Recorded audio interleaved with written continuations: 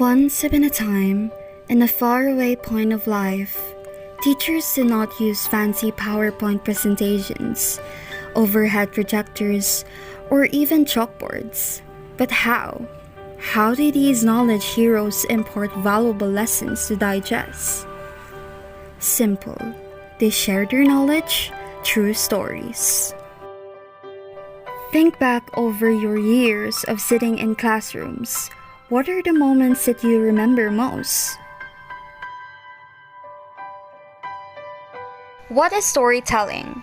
Storytelling is the interactive art of using words and actions to reveal the elements and images of a story while encouraging the listener's imagination. Storytelling is the oldest form of teaching. It has bonded the early human communities, giving children the answers to the biggest question of creation, life, and the afterlife. Stories define us, shape us, control us, and makes us. Not every human culture in the world is literate, but every single culture tells a story. Number 1. It improves memory. Story aids memory because it puts information into a meaningful context to which other information can be attached. Storytelling also puts information into an emotional context, and research indicates that emotions play an essential role in both memory and motivation.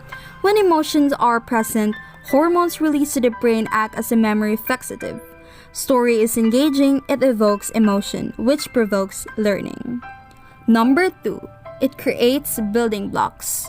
Storytelling is indeed powerful as it provides the foundation, the building blocks for learning. Storytelling teaches students to listen actively.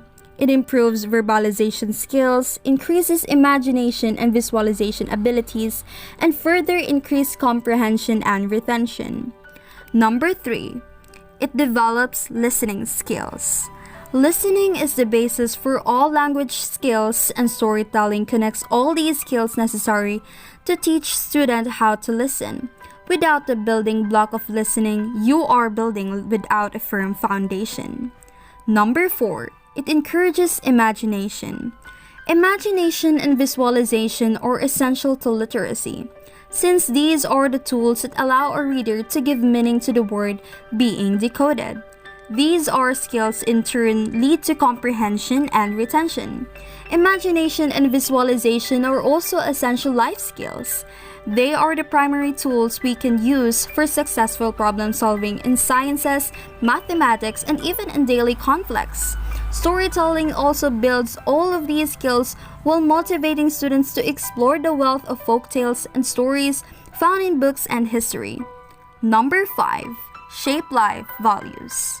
Storytelling is a gentle way to guide children towards constructive personal value.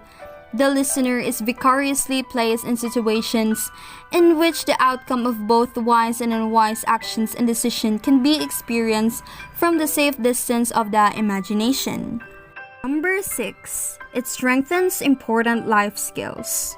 Storytelling strengthens important life skills that will follow your students far beyond the doors of your classroom into college and the workforce. With storytelling, your students will be able to, number 1, learn how to listen actively and analytically. Number 2, improve verbalization skills. Number 3, increase attention span. Number 4, increase imagination and visualization skills. Number 5, increase comprehension and retention skills. Number 6, explore folktale, myths, and legends from around the world. And number 7, last but not the least, learn how to employ focusing techniques to tell stories without memorization. Number 7, it empowers all forms of communication. Storytelling helps students explore the use of body language, gestures, and facial and vocal expression to bring a story to life. When telling a story to you or their peers, they also learn how to feel comfortable in front of an audience, which improves their poise and enhances self-esteem. Here are 7 tips for becoming a great storyteller. Number 1. Make it personal.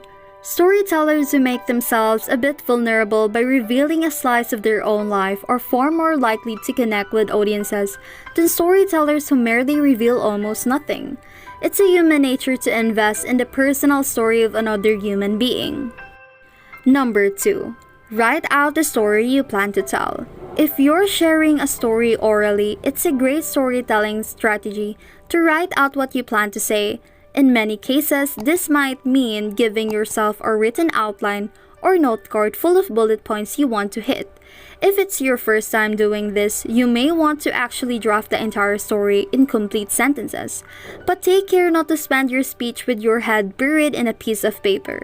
As your storytelling skill develops, you may become increasingly comfortable ad-libbing. But if you're new to the art of storytelling, it's wise to be over-prepared. As a bonus, a written version of your story can be a springboard for a novella, or short story. Number 3. Know your target audience. Good writers and storytellers know why an audience is giving them attention in the first place.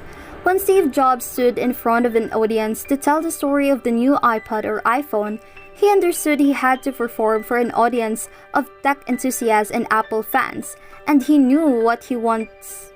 Makes a compelling story for the audience is quite different from what would work on a conference call with investors. You'll become a better storyteller if you remain mindful of your target audience at all stages of your own storytelling, from gleaning story ideas to drafting to actually sharing your great story. Number 4. Pace your main points throughout your story. If you're presenting a non-fiction story designed to make a point, make sure there's at least one important point in each section of your speech.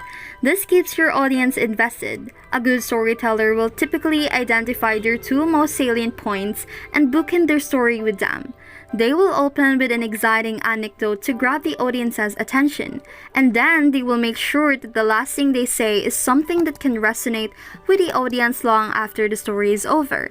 In between these 2 tentpole story points, they fill out the space with more pithy content, which ensures a holistically successful story. Number 5. Work in some surprises. Just like the best fiction writers and the best public speakers never want their audiences to go into cruise control, typically, an audience member makes an assumption about how a story will unfold. And if it actually does proceed as expected, that audience member is likely to zone out and disengage. As the storyteller, it's your job to prevent such stupor, so throw a plot twist or into your storylines. When you get to the surprising part of the story, you'll regain the audience's attention. Number 6. Get outside your comfort zone. Even the most experienced storytellers may find themselves returning to the same fertile ground when trying to come up with new stories.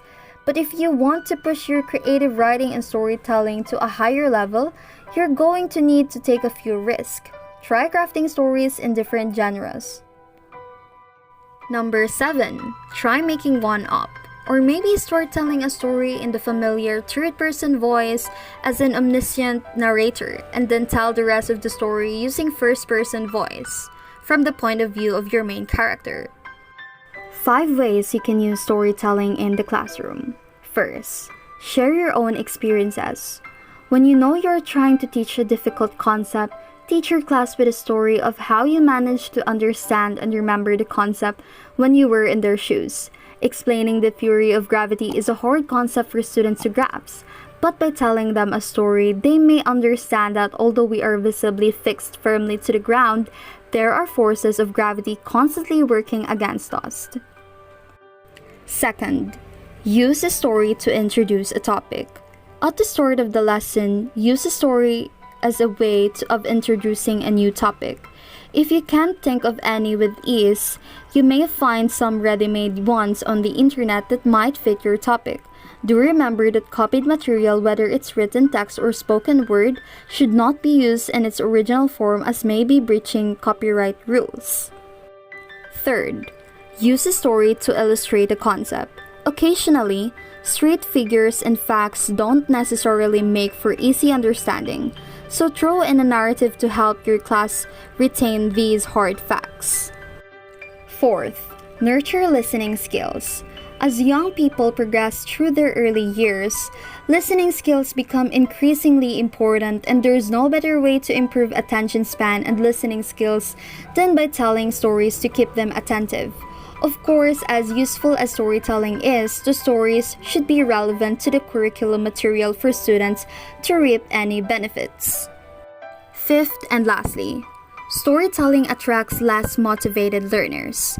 Many kids these days are completely turned off old-fashioned textbooks, and even sitting behind a computer screen does not help much. However, storytelling with a useful theme may engage the more lethargic learner.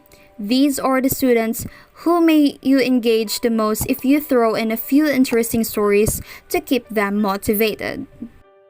Learners, on the other hand, are packed with thoughts and feelings coming from their personal experiences.